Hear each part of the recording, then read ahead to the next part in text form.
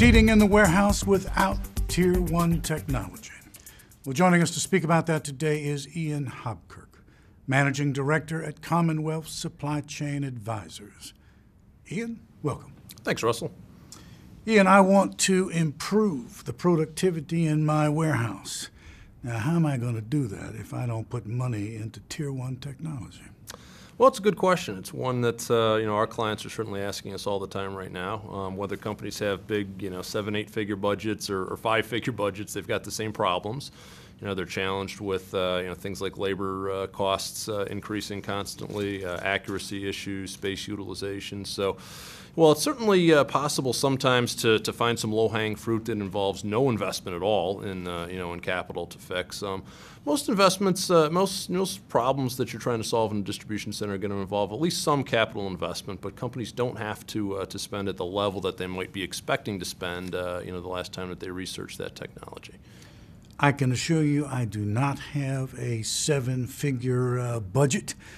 In fact, I'm on a very limited IT budget. So given that, what are some of the technology advances that I can be aware of and need to be aware of? Well, two things really. In the last 5 years or so, software as a service model for warehouse management software has really come into vogue and gotten well established. That's where the WMS software provider actually hosts the software on their server. The client doesn't pay a big upfront license fee, you just pay a monthly usage fee to access the software. There is generally a setup fee to configure the system, to build the interfaces and so on, but it doesn't require the massive investment in software licensing up front that it did in the past. So that's one key thing that I think the market isn't quite as aware of as it could be.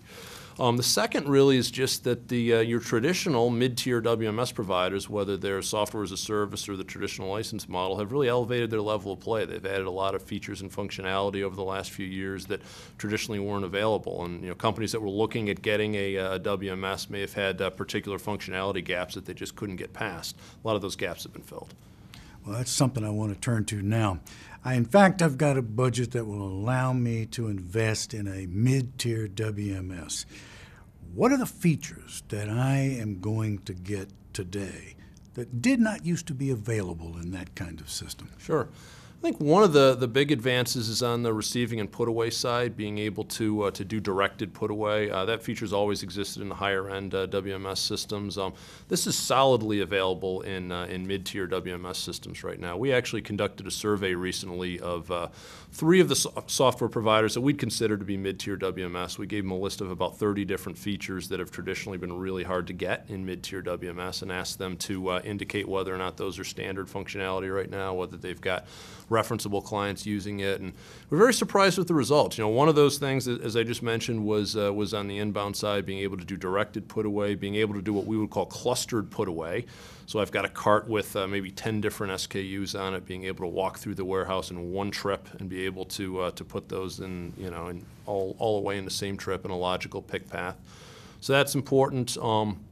Some of the other things that we've seen are just this whole notion of creating a forward pick area, having an overstock area and a forward pick area, having the same SKU exist in overstock and forward pick, maybe having the same SKU have 2 different home locations in a forward pick area. These were concepts that more basic WMS systems just couldn't address in the past without a lot of coding and customization. I'm very happy to say that most of these are solidly part of the feature set of most mid-tier WMS systems. Another big one, which was a stumbling block for a lot of companies that have to do a lot of attribute handling, size, style, color. They have to do lot control, serial number, country of origin, tracking a lot of pieces of information about an SKU. This was really challenging to do with mid-tier WMS in the past, and I'm happy to say that most of the companies that we researched for this project have that in their basic feature set now. If I am able to get this kind of feature set, what's it going to cost me? Because we've been talking about mid-tier WMS. I'm sure a number of viewers are interested in this, and they're interested in the feature set that you've been describing. It's going to give them a much greater capability than many of them had thought was going to be possible. Sure. But what's it going to cost them? Well, I would say companies should budget about $2,000 to $5,000 a month in terms of usage fees on an ongoing basis. The harder number to estimate is what the setup fee would be, system configuration, creating an interface back to the ERP system. I would say companies should budget at least $50,000 for that, but certainly a lot less than they would have to budget if they were also buying licenses up front. Hardware costs vary depending on the number of users and whether or not they've already got a wireless network in the distribution center, so that has to be accounted for. And if they're not looking at that SaaS model and want to go with a traditional license model but still have a mid-tier product, they could probably get the licensing and the setup for under $100,000 is a realistic number to look at now. If I'm on this limited IT budget, what are some other strategies that I need to consider outside of WMS? Well, labor management software has kind of followed a similar path to warehouse management software in that it's available on the cloud as well, software as a service. Just in the last couple of days, I've talked to a couple of different labor management providers that have very, very affordable monthly rates for their software. This is something that if you've already got some level of basic WMS, that you can tack that on and get some labor cost benefits.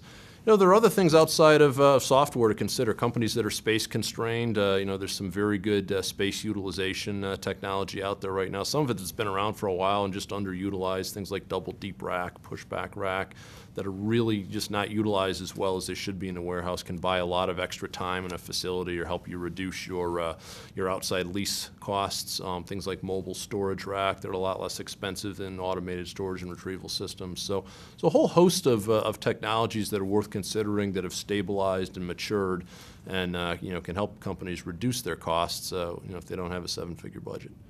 Well, perhaps some of the information that you've given us here today makes these systems considerably less formidable for many of the viewers.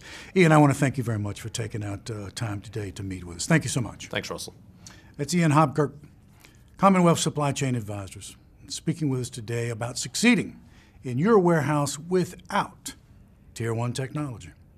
Thank you for watching.